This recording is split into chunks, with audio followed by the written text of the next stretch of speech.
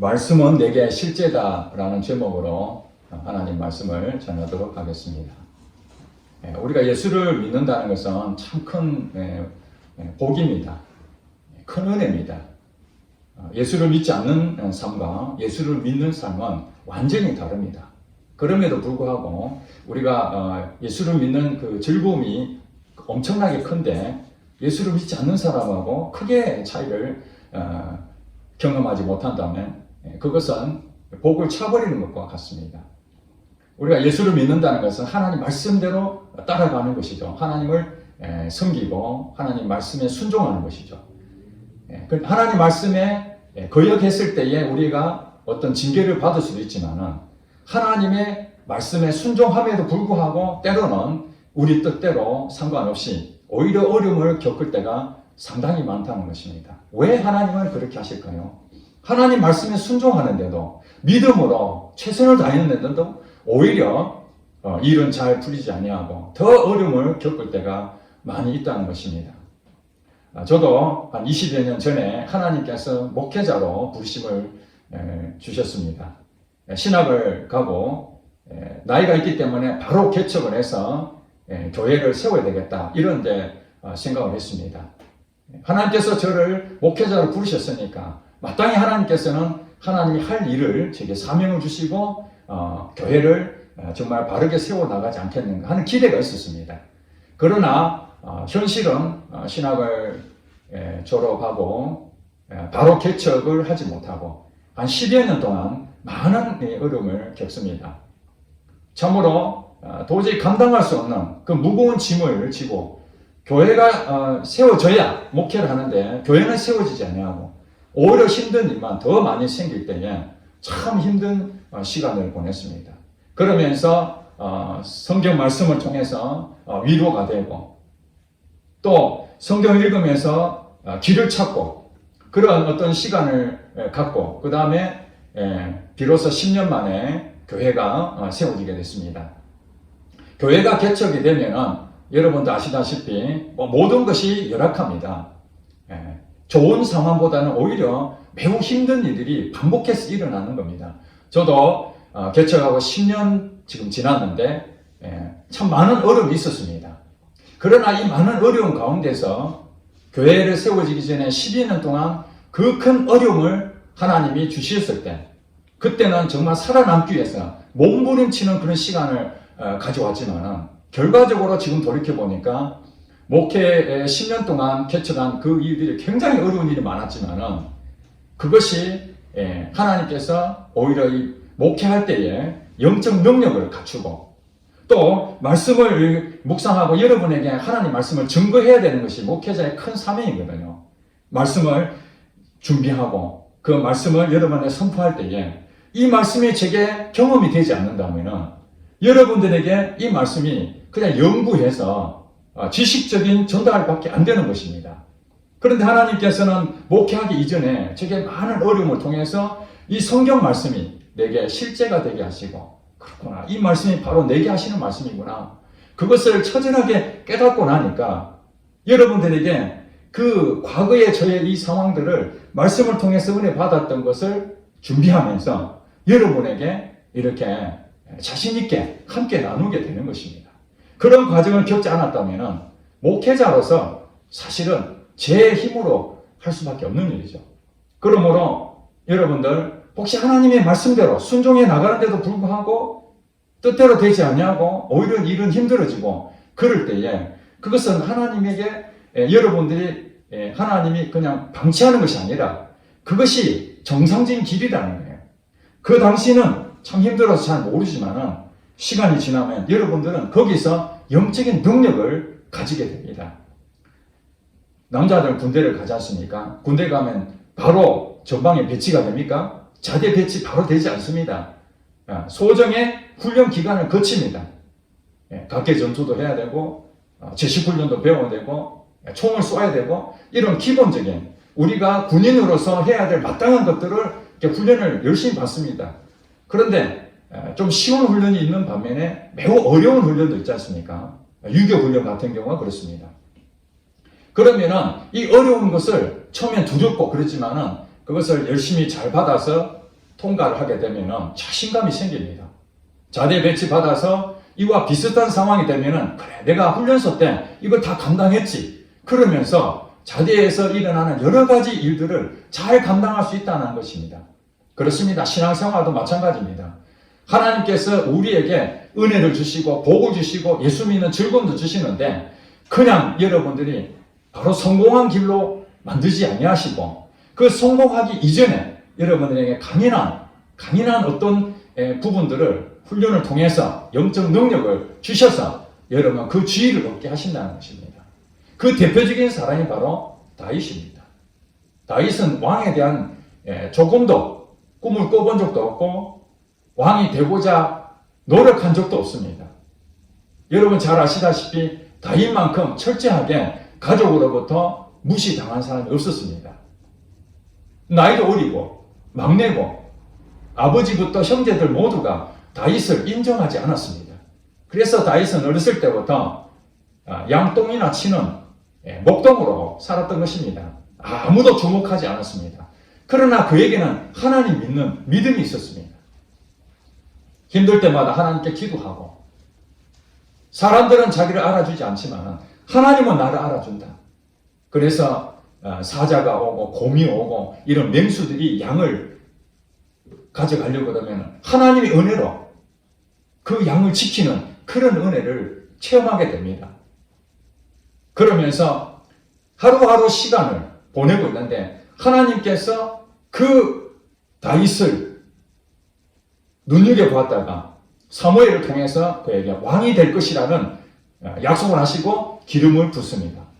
기름을 부었다고 해서 바로 왕이 된 것은 아니었습니다.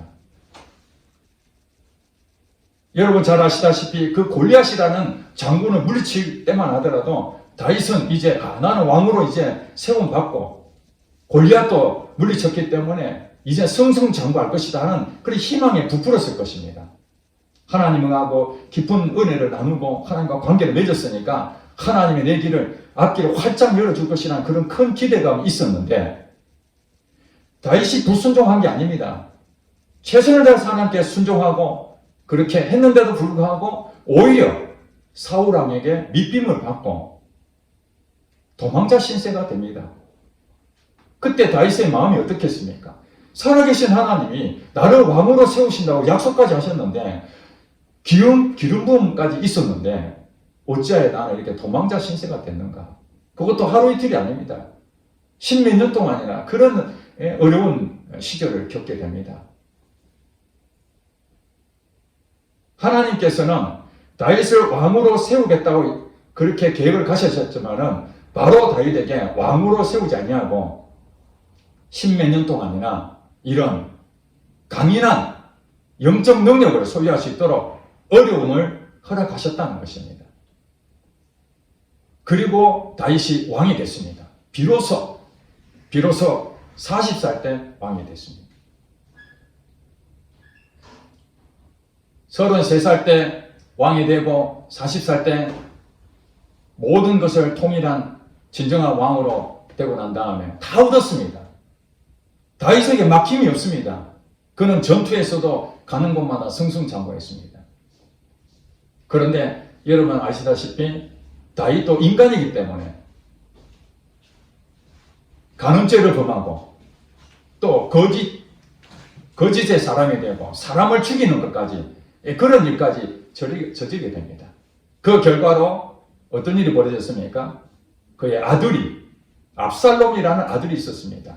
그 아들이 아버지를 왕에서 쫓아내버리고 자기 형제들, 왕자들이죠. 형제들을 거진 다 죽여버리고 자기가 왕이 되어버립니다.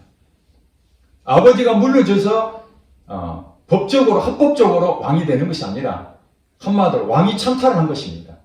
아버지를 그냥 쫓아버리고 자기가 왕이 되어버린 것이죠. 다윗은 얼마나 기가 막히겠습니까? 있을 수 없는 일이죠.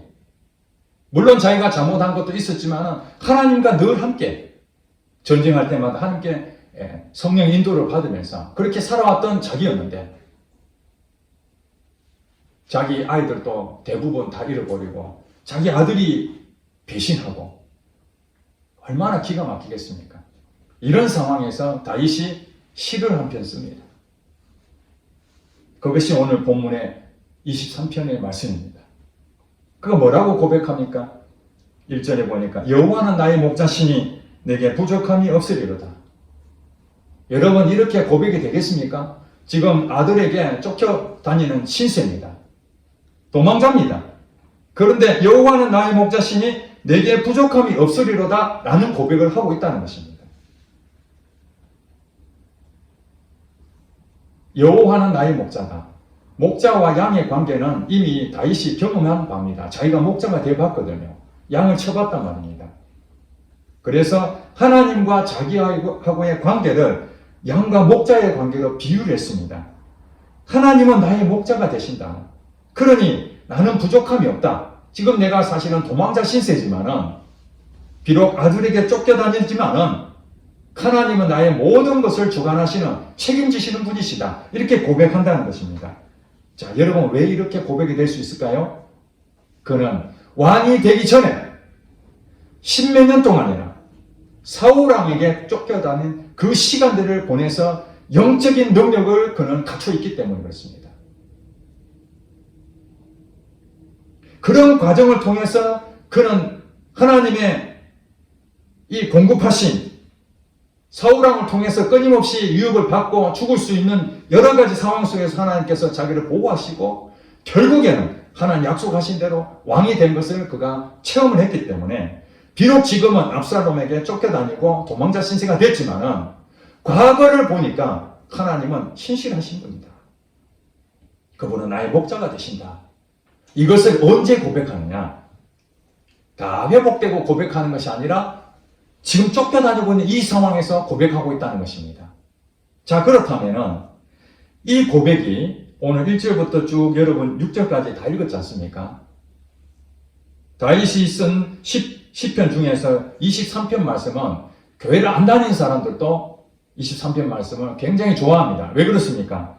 이것은 우리에게 굉장히 위로가 되고 큰 힘이 되는 말씀이거든요. 좋은 구절입니다.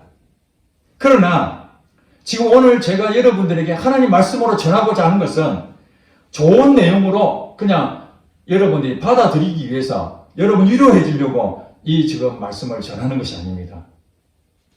이것은 무엇이냐면 여러분 삶 속에서 다윗과 같은 상황이 왔을 때에 여러분들도 똑같이 23편의 이 시를 여러분 입속에서 고백이 되어야 된다는 것입니다. 그렇지 않다면 오늘 23편 말씀은 여러분에게 주고 있는 말씀이라는 거예요. 살아있는 말씀은 여러분의 삶에 이 말씀이 실제가 돼야 되는 거예요. 오늘 제목이 무엇입니까? 설교 제목이 말씀은 내게 실제다. 하나님이 우리에게 이 말씀을 주셨습니다. 이 말씀은 히브리서 4장 12절에 보니까 말씀은 살아있고 운동력이 있다. 우리가 하나님 말씀을 볼 때 이것이 내게 실제가 되어야 그게 살아있는 말씀이 되는 거예요. 하나님은 우리에게 무엇을 원하십니까? 높은 지위를 얻는 것을 원하는 것이 아닙니다. 여러분들 통해서 엄청난 많은 영향력을 끼치길 바라고 그렇게 하나님 원하시지 않습니다. 만약에 그렇다면 저와 여러분들은 아마 이 자리에 나설 수 있는 자격이 없습니다. 돈이 많습니까? 지위가 높습니까? 머리가 똑똑합니까? 재능이 많습니까?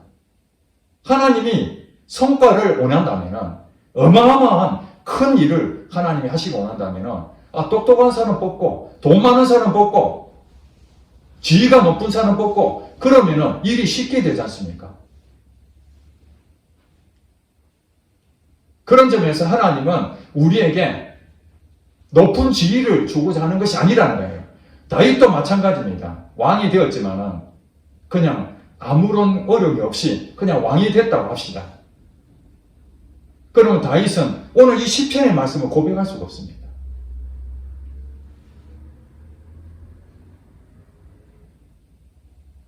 세계적인 갑부라고 알려져 있는 빌 게이츠가 있지 않습니까? 그 빌 게이츠가 하나님을 잘 믿는지 저는 잘 모릅니다. 그냥 하나님이 그 빌 게이츠를 들어서서 큰 부자 되게 해가지고 세계에 엄청난 하나님 일을 하신다 하면은 외적인 부분들은 굉장히 큰 일을 할 수 있겠지만 빌 게이츠가 시편 23편의 말씀을 고백할 수 있느냐? 그건 또 다른 차원이라는 거예요. 돈이 많다고 해서 시편 23편 말씀을 고백할 수 있는 것이 아니고 지위가 높다고 해서 23편 말씀을 고백할 수 있는 것이 아니라 하나님을 진짜 믿느냐?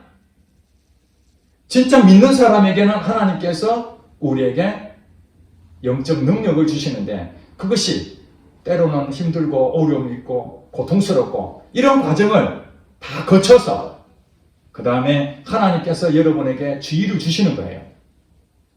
사명을 주시는 것입니다. 목사로서 또 여러분 성도로서 또 여러분 일터의 선교사로서 어떤 위치에 있든지 그런 과정을 거쳤을 때 하나님의 말씀이 여러분 생명이 되고 실제가 될 때에 거기서 여러분 능력이 나타나는 것이지 여러분들이 자꾸 나타나는 현상들 지위를 얻으려고 그러고 더 높아지려고 하면은 교만할 수밖에 없어요. 교만은 하나님하고 전혀 일을 할 수가 없습니다. 하나님이 일을 할 수가 없어요. 다윗의 고백이 그가 나를 푸른 풀밭에 누이시며 쉴만한 물가로 인도하시도는 도다 2절 이렇게 말하잖아요. 하나님이 나를 다윗 자신을 푸른 풀밭에 누이시고 쉴만한 물가로 인도하신다는 거예요. 지금 도망자 신세인데 지금 풀밭입니까? 아니죠. 그는 현실을 믿는 게 아닙니다. 하나님 자신을 믿으면 푸른 풀밭이라는 거예요. 여러분 인생 가운데에 혹시 어려운 상황이 있다면 여러분 어려운 상황 이 현실을 바라보면 푸른 풀밭에 인도하신다고 생각이 안 들겠죠. 하나님 어디 계셔? 나는 하나님을 잘 믿고 있는데 왜 하나님은 내게 이렇게 어려움을 주시나? 우리 가정이 왜 이렇게 힘드나? 왜 경제적으로 어려운가? 사람의 왜 자꾸 배신을 당하고 힘든 일이 자꾸 오는가? 그렇게 생각할 것입니다. 하나님을 바라보면은 푸른 풀밭이 된다는 거예요. 그러나 하나님을 바라보지 않는다면은 여러분은 현실 속에 여러분도 거기에 빠져버립니다. 여러분 잘 될 때 하나님 찾습니까? 잘 되면 하나님이 역사하시는구나. 하나님 살아계시는구나. 그렇게 생각하십니까? 잘 안 될 때는 어떻게 되나요? 원망이 나와요. 원망. 제가 지금 책을 한 권 읽고 있습니다. 그분은 이제 호주에 선교사로 사실은 이제 신학 공부한다고 갔다가 거기서 사역을 청소년 사역을 열심히 해서 굉장히 큰 성과가 있었어요. 청소년들이 막 부흥이 일어나고 은혜가 넘치고 그래서 상담을 해주는 과정에서 갑자기 억울한 일을 당하게 됩니다. 상담해 준 것이 오히려 그것이 일이 잘못돼가지고 교도소로 들어가게 됩니다. 1년 동안이나 죄수 아닌 죄수가 되어가지고 거기에 들어가서 비참한 생활을 하게 되는 것이죠. 완전히 나락으로 떨어진 것입니다. 자기가 어디 놀러 다닌 것도 아니고 자기의 인생 전부를 하나님한테 헌신하며 이 청소년들을 살리려고 그렇게 밤낮으로 애를 썼는데 오히려 완전히 감옥으로 들어가는 있을 수 없는 일이 벌어진 겁니다. 그때 자기가 고백합니다. 하나님 도대체 어디 계십니까? 내가 하나님을 위해서 이렇게 헌신했는데 어찌 나는 이 감옥에 지금 와 있습니까? 도대체 이 상황이 이해가 안 됩니다. 하나님이 어디 계십니까? 그러면서 그가 고백하기를 시편 22편 말씀 그 앞편에 나오죠. 내 하나님이여 내 하나님이여 어찌 나를 버리시나이까? 어찌 나를 멀리하여 돕지 아니하시오며 내 신음소를 듣지 아니하시나이까? 이 고백을 자기가 보게 되는 겁니다. 다윗이 쓴 이 시편이 바로 내 심정이다. 그러면서 하나님께 정말 하나님 살아계십니까? 그랬는데 사실은 감옥에 들어가가지고 그 죄수들하고 하나님께서 그 죄수들에게 복음을 전해라. 자기는 내키지 않죠. 지금 감옥에 와 있는데 누구한테 복음을 전합니까? 빨리 내가 여기서 억울한 누명 여기서 풀어지고 나가는 게 빠른 길인데 하나님 자꾸 저 사람에게 복음을 전해라. 그래서 할 수 없이 하나님 당신을 사랑하십니다 하고 복음을 전했더니 그 죄수라는 사람들이 보통 사람들입니까? 사회에 악을 끼치고 들어오는 사람들 아닙니까? 근본 바탕이 악한 사람들 아닙니까? 그런데도 하나님 복음 전해라서 어쩔 수 없이 전했는데 그 사람이 복음을 받아들이는 거예요. 눈물 흘리면서 내가 예수님 믿겠다고. 희한한 일이.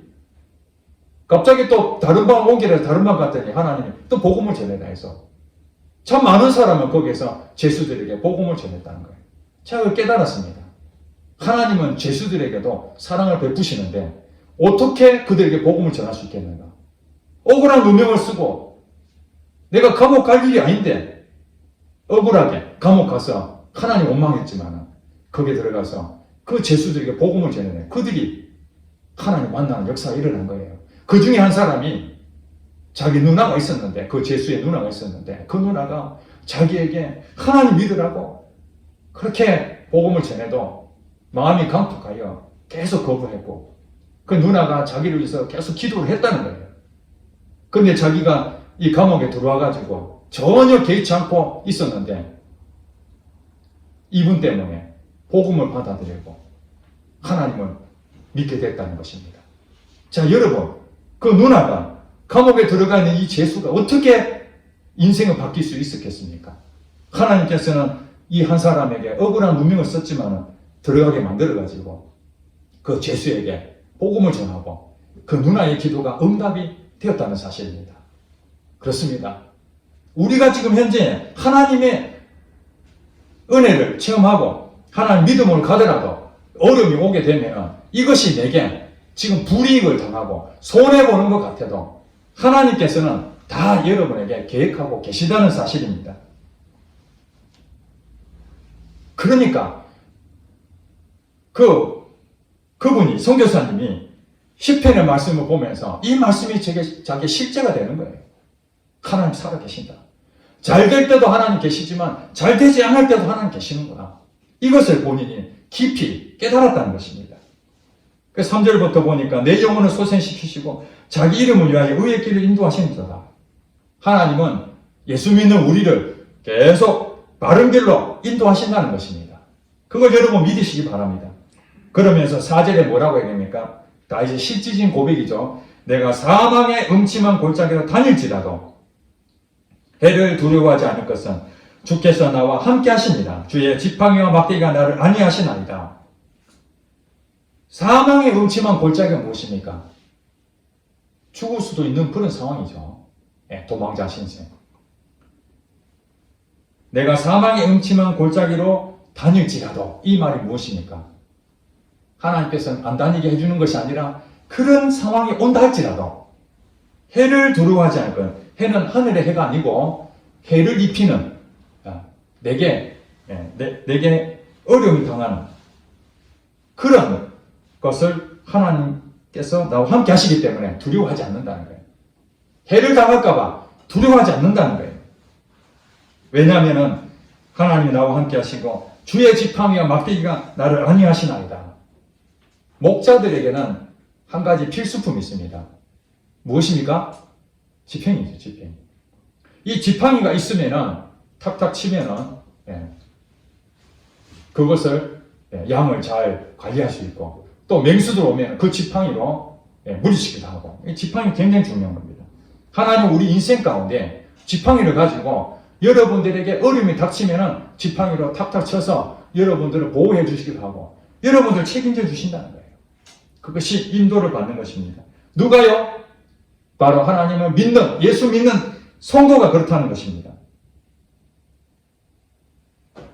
성도들이 어려움을 당하지 않는다. 그건 가짜입니다. 성도들 얼마든지 어려움을 당할 수 있습니다. 왜냐하면 영적 능력을 키우고 하나님을 바라보게 하려고. 잘 될 때만 하나님, 잘 안 될 때는 하나님 원망하는 것이 아니라 그러니까 이 어려움이 닥치니까 이 호주에 갔던 그 선교사도 자기의 그 신앙이 다 드러나잖아요. 청소년들에게 열심히 해서 성과가 많이 났으니까 하나님 나를 인정해 줄 줄 알았는데 감옥에 들어가 보니까 정말 기가 막혀서 하나님은 어디 가버렸는지 왜 하나님 나를 감옥에 보냈는가? 하나님 자기의 신앙에 정말 자기 그 가지고 있는 모든 것들이 적나라하게 다 드러난 거예요. 내 믿음이 완전히 바닥이구나. 이 감옥에 안 왔었으면 드러나지 않을 것들이 어려움을 당하면서 자기 모습이 그대로 드러나는 거예요. 여러분 부부싸움 할 때 있잖아요. 상대방이 내가 잘해주면은 거룩한 사람이 됩니다. 그런데 나를 심기를 불편하게 하고 나를 핍박하고 나를 인정하지 않으면 분노가 일어나고 그래서 자기의 감춰졌던 것들이 막 드러나잖아요. 왜 이런 일이 생깁니까? 내 자신을 보라는 거예요. 하나님이. 왜 우리 가정이 막 서로 싸우고 이런 일이 왜 생깁니까? 하나님은 평안하길 원하시잖아요. 근데 그냥 평안함을 주면은 자기의 것들을 몰라요. 그러니까 끊임없이 교회 다니는 사람들 가운데서도 계속해서 싸우게 만들고 힘들게 만들고 좌절하게 만들고 고통스럽게 만들고 막 이혼하고 싶은 마음도 생기고 이런 과정을 통해서 비로소 내 자신이 너무나 연약하구나. 하나님 은혜가 아니면 나는 살 수가 없구나. 그러면서 하나님 앞에 나오고 하나님께 눈물 흘리고 고백하면서 어떤 말씀이 됩니까? 오늘 23편의 말씀이 비로소 이 말씀이 바로 나에게 주시는 말씀이구나. 하나님 나를 인도해 주시는구나. 내가 잘나서가 아니라 하나님이 나를 양이 잘나서 목자가 인도하는 게 아니잖아요. 앞도 못 보고 어디로 갈지도 모르고 방황하고 지 맘대로 다니는 이 양들을 그런 상황에서도 하나님은 목자가 되셔서 보호해 주시는 것처럼 나도 이리 바디치고 저리 바디치고 내 힘으로 할 수 없는 것이 엄청나게 많은데 내가 하는 줄 알고 자기 의를 드러냈던 내 모습을 보면서 그래도 하나님은 나를 사랑하시고 오늘 이 예배 자리에 나와서 하나님을 높여드릴 수 있는 그 은혜를 주시니까 너무너무 감사하다 이런 마음이 되는 것이죠. 저도 마찬가지입니다. 저도 만약에 그런 상황들이 되지 않았다면 시편 23편의 말씀을 여러분들에게 그냥 머리로 공부해가지고 여호와는 나의 목자시니 내게 부족함이 없으리로다 하면서 좋은 내용이니까 여러분 이렇게 하나님을 믿고 사십시오. 그렇게 전할 수는 있습니다. 그런데 저는 하나님이 내게 부족하지 않는 목자라고 인식을 하지 않는다면 그것이 무슨 영적인 힘이 생기겠습니까? 그런 점에서 저는 말씀이 내게 실제가 되는 거 이건 너무너무 기쁜 거예요. 비록 내가 고통을 당하고 힘든 일이 있었고 가정에도 많이 어려움이 있었고 또 내 사업장에도 매우 어려움이 있었고 사람의 관계도 어려움이 많이 있었습니다. 그런 것이 하나도 없이 그냥 편안하게 사장 노릇하고 가정에서는 자녀들이나 아내가 나를 높여주고 존경해주고 아무 문제 없이 해피하게 그렇게 했다면 저는 시편 23편의 말씀이 진짜 의미를 몰랐을 것입니다. 다윗이 어떻게 이 고백을 했는지 그것이 제게는 동감이 되지 않을 것입니다. 그러므로 하나님께서는 여러분들에게 때로는 좋은 것을 주시려고 하는데 어떤 때는 힘든 일을 허락하실 때도 있고 여러분이 하고자 하는 것이 무너질 때도 있고 잘 안 될 때도 있고 그럼에도 불구하고 하나님은 여러분들에게 모든 계획을 갖고 계신다는 거예요. 하나님은 나의 목자가 되시기 때문에 한 번 목자는 영원한 목자입니다. 내가 하나님 앞에 열심히 예배드리고 충성 봉사하면 하나님이 나의 목자가 되시고 내가 좀 나태해지고 게으르고 또 신앙생활하는데 좀 방탕하고 그런 모습이 되면 하나님은 나의 목자가 안 되시고 그렇지 않다는 거예요.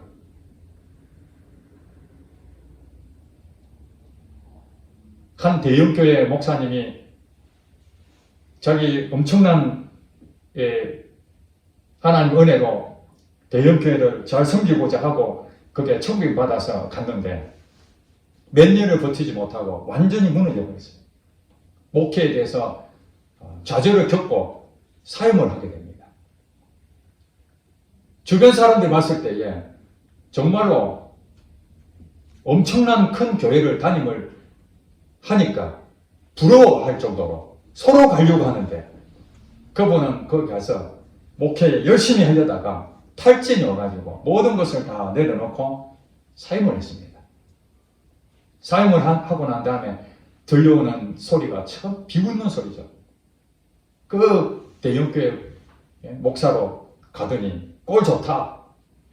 완전히 쫓겨나가다시피 탈진하고 나와서 이제는 사람들의 조롱거리가 되고, 그래서 이 사람 뭡니까? 완전히 사람들 만나고 싶지도 않고 한 몇 년 동안이나 거의 홀로 집거 생활하고 어떤 집회도 나가지 않고 사람도 만나지 않냐고, 그 과정에서 자기 자신이 이것밖에 되지 않나, 나는 정말 이 큰 교회를 담임할 수 있는 능력이 있다고 생각했는데 지금 돌이켜보니까 아무것도 아니구나, 더 이상 내려갈 것이 없구나 하면서 하나님 말씀을 보다가 오늘 시편 23편의 말씀을 보게 된 겁니다. 그러면서 여호와는 나의 목자시니 내게 부족함이 없으리로다. 말이 안 되는 얘기죠. 자기는 대형교회 그 많은 스포트라이트를 받았던 거기에서 다 쫓겨나다시피 나오고 이제는 야인처럼 아무도 존재를 알아주지 않는 이제 그런 존재가 있었는데, 하나님께서 여호와는 나의 목자시니 내게 부족함이 없으리로다 하는 다윗의 고백이 비로소 자기의 고백이라는 것을 알게 됐습니다. 그렇다. 잘 될 때도 하나님이고 잘 안 될 때도 하나님, 그분은 나의 목자가 되신다. 거기서 이 말씀이 자기에게 실제가 되면서 큰 위로를 받게 됩니다. 사람들이 얘기하는 것은 조금의 위로가 될지 모르지만 하나님이 주시는 이 말씀은 자기에게 큰 힘이 되어서 그때부터 칩고하고 자기 인생이 망가졌다고 생각했는데 다시 일었습니다. 그래서 책을 쓰고 집회도 나가고 지금은 다시 영적으로 애정처럼 회복이 되었다고 합니다. 그렇습니다. 하나님 말씀은 살아있습니다. 하나님 말씀이 실제가 되기 위해서는 하나님께서 흔듭니다. 이렇게 큰 교회를 담임한다는 것으로 지위를 얻었을지 모르지만 이런 시편의 23편의 말씀을 토해낼 수 있는 그 은혜를 그가 대형교회를 사임하고 난 다음에 비로소 알게 됐다는 거예요. 진짜 간증이 무엇인지 아십니까? 여러분 성공해가지고 하나님께서 나를 이렇게 성공시켰습니다, 이 간증보다도 그것도 굉장히 좋은 간증이죠. 하나님께서 축복해 주셔가지고 회복했으니까. 그러나 여전히 압살롬의 아들에게 쫓겨다니면서도 도망자 신세 속에서도 여호와는 나의 목자시니 내게 부족함이 없습니다, 이렇게 고백한다는 것, 이것이 바로 예수 믿는 참맛 아니겠습니까? 저도 정말 목회 개척을 해야 되는데 개척은 열리지 않고 힘은 힘대로 들고, 그때에 이 말씀을 통해서 감사가 막 생기는 거예요. 더 이상 내려갈 곳이 없는 곳에서 감사가 나오기 시작하는 거예요.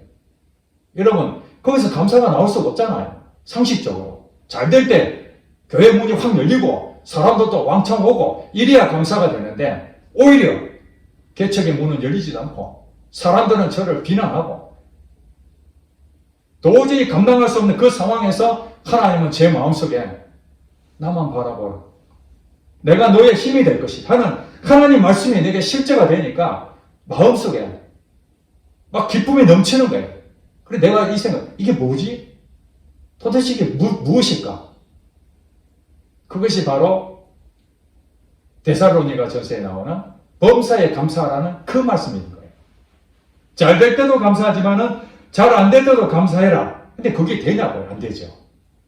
그런데 성령님이 내게 찾아오셔서 범사에 감사할 수 있는 그런 환경들, 좋은 환경 말고 안 좋은 환경까지 만들어 놓고 그래도 네가 감사할 수 있겠느냐 하는데, 내 힘으로 되는 것이 아니라 성령님이 내 마음을 타치하니까 감사가 터져 나온 거예요. 그러면서 제가 이런 생각했습니다. 하나님, 이보다 더 어려운 상황이 오더라도 거기서도 감사할 수 있었으면 좋겠습니다. 이보다 더 어려움이 오더라도. 그러니 그 어려운 상황에서도 감사가 터져 나오는데 잘 될 때 감사 안 나오겠습니까? 저는 날마다 기도할 때마다 감사합니다. 감사합니다. 지금 사실 감사할, 옛날로 보면 감사할 것이 없다 하더라도 감사합니다. 감사합니다.